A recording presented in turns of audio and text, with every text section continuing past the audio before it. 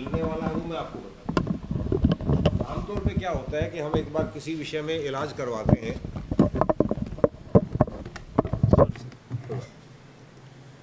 किसी बीमारी का इलाज करवाते हैं, कुछ दिन तो वो पर्ची हमारे पास रखी रहती है, उसके बाद वो स्लिप गुम हो जाती है। जाहिर तौर से बात है, कब तक उसको संभाल कर रखेंगे।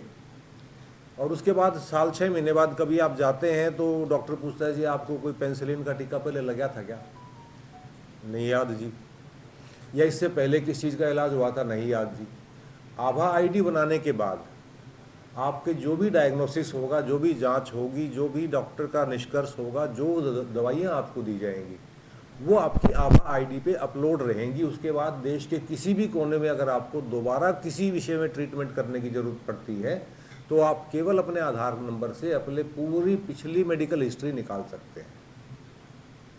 उसके लिए अतिरिक्त कागज़ आपको लेकर के घूमते फिरने की ज़रूरत नहीं है। ये इसलिए भी लाभदायक है कि आपको अगर कोई टेलीमेडिसिन, जो कि आजकल बड़ी संख्या में, बड़ी मात्रा में आ गई है, टेलीमेडिसिन से भी कंसल्ट करना है तो आपका बहुत लंबा समय बचता है डॉक्टर को पूरा एक्सप्लेन करने में। आप केवल अपना आभा आईडी बता दें और वो आपको इमीडिएटली देख के बता देगा कि ठीक है आपका ये ट्रीटमेंट हुआ था, ये ट्रीटमेंट अब आपके होने बाकी है। तो 17 सितंबर से जो हमारा कार्यक्रम शुरू होगा वो होगा आयुष्मान आपके द्वार। दूसरे सप्ताह में टीबी, लेप्रोसी और अन्य कम्युनिकेबल डिजीज़ के जांच की जाएगी। तीसरे सप्ताह में मैटरनिटी एंड चाइल्ड हेल्थ और न्यूट्रिशन, इस पे जोर दिया जाएगा। आपकी जानकारी के लिए बता दूं कि हमारे ज़िले में लगभग 27 बच्चे ऐसे थे जो सैम कैटेगरी में आते थे, सिवियरली माल नरिश्ड। उसमें से लगभग 23 बच्चों का ट्रीटमेंट हो चुका है, वो नॉर्मल हेल्थ में आ चुके हैं। और उसके लिए मैं ज़िले के काफ़ी अधिकारियों का आभारी हूँ कि हमने एक एक अधिकारी ने उस एक एक बच्चे को अडॉप्ट किया। उसमें भी सबसे बड़ी बाधा ये थी क्योंकि वो माल नरिश्ड जो है, अंडर नरिश्ड इसीलिए हैं कि वो गरीब घर से हैं, उनके पास नहीं है अच्छा कुछ खिलाने को। और उसी का दूसरा नुकसान ये था कि जो मेडिकल ट्रीटमेंट के लिए हॉस्पिटल ले जाना होता है उस वक्त या तो व्यवस्था नहीं होती थी या माँ बाप कहीं न कहीं रोजगार के सिलसिले में गए होते थे। तो उन अधिकारियों ने स्वयं इंटरेस्ट लेकर के उनको टाइमली ट्रीटमेंट के लिए हॉस्पिटल पहुँचाया और उसका रिजल्ट ये है कि उनमें से लगभग 23 या 24 बच्चे जो है पूरी तरह ट्रीट हो चुके हैं। उसी प्रकार से मैम चिल्ड्रन है, मॉडरेटली अंडर नरिश्ड जो बच्चे बोलते हैं, उनकी संख्या भी काफ़ी बड़ी संख्या में हमारे सामने आई है। जो हमारे आंगनवाड़ी केंद्र हैं जहाँ पर नियमित तौर पर बच्चों की स्वास्थ्य जांच की जाती है, बेसिक स्वास्थ्य जांच, मैं ये नहीं कह रहा हूँ कि कोई डिटेल्ड एनालिसिस, जैसे हाइट, वेट, ग्रोथ वगैरह का जो जांच की जाती है वो अभी तक रजिस्टर के तौर पे वो आंगनवाड़ी की जो वर्कर थे वो अपने पास रखते थे।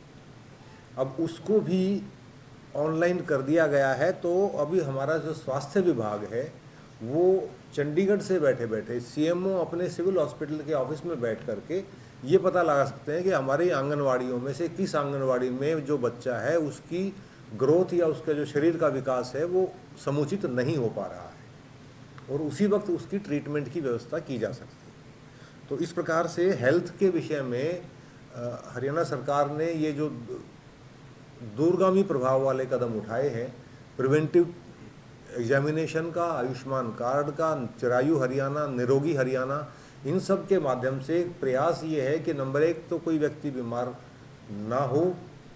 उसके लिए 2 कदम उठाए गए। भारत सरकार ने स्वच्छ भारत अभियान चलाया। स्वच्छ भारत अभियान के बाद से, ओपन डेफिकेशन बंद होने के बाद से जो इंटेस्टाइनल डिजीज़ थी, जो पाचन तंत्र से संबंधित बीमारियां थी, उसकी संख्या में बहुत कमी आई है। उसी प्रकार से जो हेल्थ सपोर्ट या न्यूट्रिशनल सपोर्ट का कार्यक्रम चलाया, योग दिवस का जो कार्यक्रम चलाया, अंतर्राष्ट्रीय योग दिवस और योगशालाएं जो बनाई हैं, अब चाहे उससे कम संख्या में लोग अभी तक प्रभावित हुए हों, लेकिन ये चीज़ देखने में बड़ी अच्छी लगती है कि तकरीबन पार्क्स में अगर आप सुबह जाओ तो काफ़ी लोग जो है अब योग का अभ्यास करते हुए दिखते हैं। तो उस प्रकार से प्रिवेंटिव के बाद फिर भी अगर कोई बीमार हो जाता है तो किसी व्यक्ति को लाचारी में हाथ ना फैलाना पड़े, कोई अपना घर का कोई टूम वगैरह जो है गहने ना रखनी पड़े, कोई ज़मीन ना बेचनी पड़ जाए, उसके लिए उन अंत्योदय परिवारों को आयुष्मान कार्ड की मदद से 5 लाख रुपए तक के ट्रीटमेंट की सुविधा दी गई है।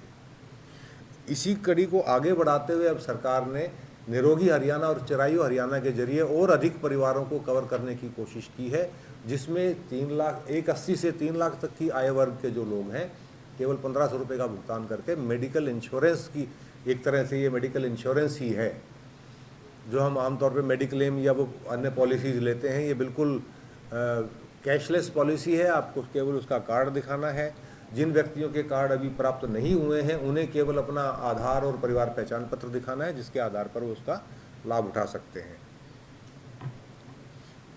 2 अक्टूबर को राष्ट्रपिता महात्मा गांधी जी के जन्म दिवस पर सभी गांवों में और सभी वार्डों में आयुष्मान सभा का आयोजन किया जाएगा, जिसके अंदर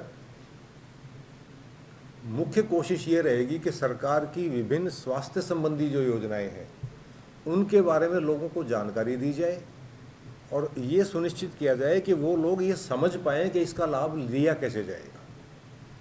अब बहुत बड़ी संख्या में ये चीज़ भी नज़र में आई है, ध्यान में आया है लोग सरकार के, कि योजना बन जाती है, योजना के बारे में हम अखबार में जितना विस्तार से छाप सकते हैं छाप देते हैं, लेकिन फिर भी बड़ी संख्या में लोग उस योजना के बारे में जानकारी हासिल करने से वंचित रह जाते हैं, या जानकारी हो जाए तो उसका लाभ लेना कैसे है उसके बारे में वंचित रह जाते हैं।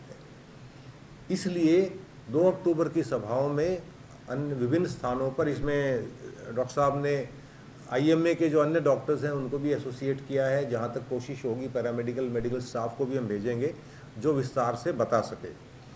उसके अलावा ये सभी योजनाएं स्वास्थ्य विभाग के पोर्टल पे या सरल हरियाणा के पोर्टल पे उपलब्ध है। तो जितने भी पढ़े लिखे नागरिक हैं जो मोबाइल फ़ोन का इंटरनेट का प्रयोग करते हैं, मैं आप लोगों के माध्यम से उनसे भी अनुरोध करूँगा कि अगर आपके मोहल्ले में, आपके वार्ड में, आपके गाँव में कोई ऐसा वंचित व्यक्ति है जो खुद पढ़ा लिखा नहीं है, तो कृपया करके उसकी हेल्प कर दें। उसकी जो आर्थिक स्थिति है, जो उसकी पारिवारिक स्थिति है, उसको ध्यान में रखते हुए अगर आप सरल हरियाणा पे सर्च करेंगे तो आपको निश्चित तौर पर कोई न कोई ऐसी योजना मिल जाएगी जिसके माध्यम से उस व्यक्ति की मदद की जा सकती है। इसके दौरान सामुदायिक स्वास्थ्य केंद्रों पर ब्लड डोनेशन कैंप भी लगाए जाएंगे, जिसे लोग बड़ी संख्या में आगे आएँ और ब्लड डोनेशन करें। रक्तदान महादान कहा गया है। इसके साथ ही लोगों में अंगदान के बारे में भी जागृति फैलाई जाएगी। मैं एक छोटा सा उदाहरण आपसे शेयर करना चाहूँगा। नाम तो मुझे उस व्यक्ति का स्वयं भी नहीं ध्यान, लेकिन एक कोई बहुत बड़े बिलियनियर हुए थे, अब भी शायद जीवित हैं। उन्होंने एक बार घोषणा की कि भाई मैं जो है मरने के बाद स्वर्ग में भी या अगले जन्म में भी अपनी BMW कार चलाना चाहता हूँ। तो जो जगह मेरे शव को दफनाने के लिए निश्चित है उसके बगल में मैं अपनी कार दफनाऊंगा। लोग बड़े हैरान हुए कि ये क्या कर रहा है, पढ़ा लिखा आदमी है। और वो पल तक आ गया जब फाइनली जिस दिन उसने वो खड़ा वड़ा खोद कर कार तैयार कर ली। बहुत से लोगों ने उसको कहा क्या बेवकूफ़ आदमी है तो ये कार कैसे तुझे आगे कैसे मिल जाएगी। तो अब उसने कहा, बोला कि मेरा लक्ष्य जो है उस कार को दफनाने का नहीं था, मेरा लक्ष्य ये बताने का था कि तुम लोग सारे इस छोटी सी कार के बारे में चिंतित हो। ये तो अगर गल गई तो दोबारा फैक्ट्री में बन सकती है, लेकिन हम अपने शरीर के साथ कितने बहुमूल्य अंग जो है वो अपने साथ ले जाते हैं जो फैक्ट्री में नहीं बन सकते, जो किसी अन्य व्यक्ति की जान बचा सकते थे, जिसको अंग दान करके आप किसी के जीवन की रक्षा कर सकते थे। तो इस माध्यम से मैं आप लोगों के माध्यम से भी अनुरोध करूँगा कि ज़्यादा से ज़्यादा लोगों को, वो एक वो नारा भी था ना कि जीते जी रक्तदान, मृत्यु के बाद नेत्रदान, अंगदान। तो अंगदान के बारे में भी प्लज कैसे करनी है, कैसे उसके बारे में आपने फॉर्म भरना है, उसके बारे में जानकारी दी जाएगी। और मैं पूरा विश्वास रखता हूँ कि आप लोगों की अवेयरनेस से, हेल्थ डिपार्टमेंट और अन्य विभागों की अवेयरनेस से, ये जो 4 सप्ताह का कार्यक्रम है, 3 सप्ताह का 2 अक्टूबर तक का, इसमें ज़्यादा से ज़्यादा संख्या में लोगों को मेडिकल हेल्थ संबंधित योजनाओं का लाभ मिलेगा, जांच का अवसर मिलेगा, कार्ड प्राप्त करने का अवसर मिलेगा, अन्य योजनाओं के बारे में जानकारी मिलेगी। तो मेरी तरफ से आज केवल इतनी ब्रीफिंग है। आप लोगों के कोई प्रश्न है तो I will be more than happy to try and answer. तो हॉस्पिटल्स में है, जो पैनल हॉस्पिटल हैं उनमें है। अब ये मेरी अभी जानकारी में नहीं है कि शायद कोई दिल्ली के कुछ हॉस्पिटल्स पैनल पे है या नहीं है। दिल्ली के भी हैं, तो उन हॉस्पिटल्स में वो कर सकते हैं। सर इसके अंदर एक बड़ा लूप होल ये है जी कि जो आयुष्मान में ट्रीटमेंट की जो लिस्ट है और आदमी कई बार एडमिट हो जाता है किसी प्राइवेट हॉस्पिटल में और उसके बाद उसको बिल दे दिया जाता है, कहता है कि ये बीमारी तो इस आयुष्मान में है ही, कवर ही नहीं है। ऐसा तो नहीं है, हुआ है और एग्जाम्पल है। चलो अच्छा, तो आप मेरे संज्ञान में लाए हैं, इसके बारे में मैं जांच भी करूंगा। हाँ, इसमें सिर्फ एक चीज़ मैं ज़रूर कह दूंगा कि जो होम मेडिकेशन है वो इसमें कवर्ड नहीं है। एडमिशन और हॉस्पिटलाइजेशन का खर्च इसमें कवर्ड है। आफ्टर मतलब हॉस्पिटलाइजेशन के बाद जो उसको बिल थमाया गया 12,000 रुपए का, उसकी पोजीशन नहीं थी 12,000 पर, जैसे तैसे करके उसने पे किया। फिर मेरे से कोई ना, आप मुझे हमारे पास भिजवाएं, अगर किसी ने गलत चार्ज किया तो उसको रिफंड करवाया जाएगा और उसके खिलाफ कार्रवाई भी करेंगे। ऐसे व्यक्ति के खिलाफ वेरी गुड, निश्चित तौर पर करेंगे। हाँ जी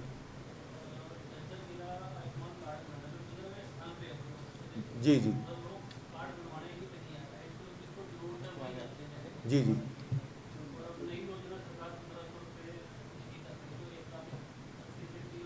हाँ हाँ,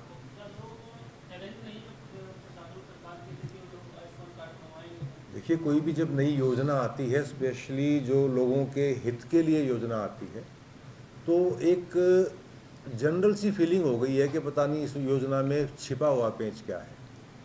जैसे मैंने आपको उदाहरण दिया था फसल बीमा योजना का, अब बड़ी संख्या में किसान खुद करवा रहे हैं, तो थोड़ा समय लगेगा। जब लोगों को दिखेगा कि दूसरा व्यक्ति उसका लाभ उठा रहा है तो वो भी उस योजना का लाभ उठाएंगे। और जहाँ तक आयुष्मान कार्ड की है, मुझे नहीं लगता कोई व्यक्ति ऐसा होगा जिसको कार्ड के लिए पात्रता हो और वो बनवाने ना जाए, या उसको बनवाने के लिए जाने की ज़रूरत भी नहीं है। अब तो हम कोशिश ये कर रहे हैं कि उनको हमारे आंगनवाड़ी वर्कर्स के थ्रू जो है डायरेक्टली उनके होम पे डिलीवर करें, सिर्फ उनके डॉक्यूमेंट ले लें। नहीं, ऐसा नहीं हुआ है। मैं बता दूँ आपको, जो सेंट्रल एजेंसी कार्ड्स प्रिंट कर रही है ना, उनके पास बल्क में एकदम से इतनी बड़ी संख्या में डाटा पहुंच गया कि वो प्रिंट होने में समय लग रहा है, साथ के साथ हम डिस्ट्रीब्यूट कर रहे हैं। हो सकता है कुछ संख्या ऐसी होगी, हाँ वो निकाल सकते हैं, निकाल सकते हैं। हाँ वो हाँ कार्ड नहीं बनेगा, वो पेपर फॉर्म आ जाएगा, वो कर सकते हैं। सर एक जो 1,500 रुपये वाली एडिशनल जो स्कीम निकाली आयुष्मान में, हाँ जी, इसमें क्या पूरे परिवार के लिए ही ये होती है कि या एक व्यक्तिगत पूरे के लिए? परिवार के लिए है। फाइनेंशियल लिमिट है 5 लाख। हाँ, चाहे वो एक व्यक्ति पे खर्च हो जाए। जी जी, 3.5 वाली बीसी ठीक है, 3.5 की है क्या गांव का पूछना चाह रहे हैं कि जिले में? जिले में आपने लाडको गांव को वोट किया था। हाँ जी, हाँ हाँ, और सबसे कम उस गांव के लोग बनवा ही नहीं रहे थे। नहीं अब तो बन गया जी। हमारे वहाँ पे लगभग 90% लोगों के कार्ड, हाँ 90% लोगों के लाडपुर गांव में कार्ड बन गए।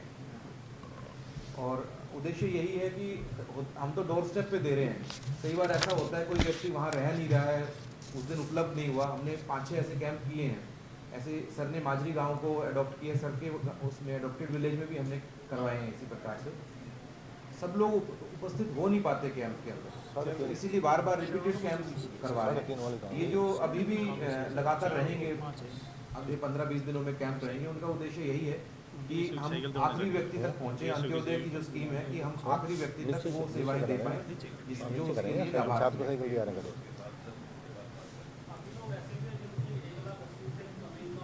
जी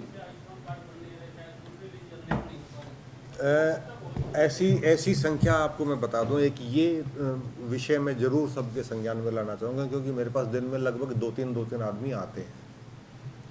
देखिए, प्रिंट आउट जो व्यक्ति के हाथ में है, जो उसने लिया है परिवार पहचान पत्र का प्रिंट आउट, वो प्रिंट आउट उसने तब लिया है। देखिए, ये परिवार पहचान पत्र की योजना जो हरियाणा सरकार की है, यूनिक योजना है ये।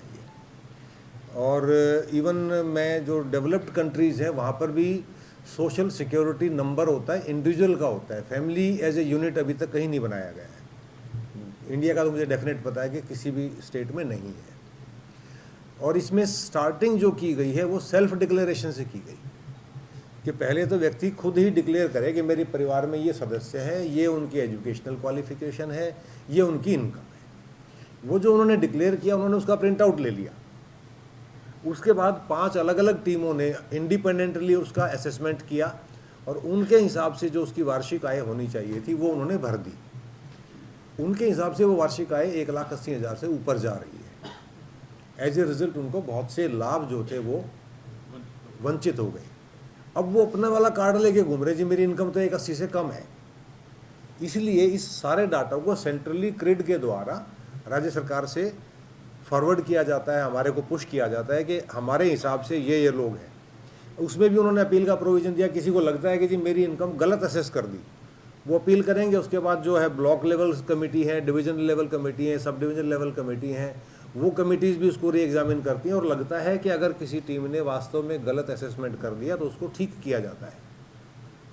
तो इस प्रकार से जो कुछ ऐसे व्यक्ति हमें देखने में लगता होगा कि बिल्कुल जेन्युइन केस है, इसके हाथ में जो कार्ड उसमें तो इसकी इनकम ही 25,000 रुपये है, लेकिन वो इनकम है जो उसने सेल्फ डिक्लेरेशन में दी थी। अब उसके अंदर लोग शायद जो इसको कोई स्कॉलरशिप मिलता है वो मेंशन नहीं किया, किसी को कोई और सब्सिडी मिलती है वो मेंशन नहीं की। तो जो भी उसकी आय के स्रोत हैं, इसके अलावा एक और फिल्टर लगाए गए उसके अंदर कि जो व्यक्ति वर्ष भर में 12,000 से ज़्यादा रुपए का बिजली का बिल देता है, उसका एक स्टैंडर्ड क्राइटेरिया है कि उसकी इनकम जो है कम से कम उससे 15 गुना ज़्यादा है। अपने टोटल आय का 6 से 7% है वो जो बिजली पे खर्च किया जाता है। तो जो 15,000 का बिल दे रहा है, नेचुरली उसकी इनकम जो है 1.5-2 से तो ऊपर ही है उसकी इनकम। अब उसमें भी लोग कहते हैं जी हमारा तो कोई काम तो है नहीं। भी नहीं काम है तो फिर 15,000 रुपये का बिल किस चीज़ का आ रहा है?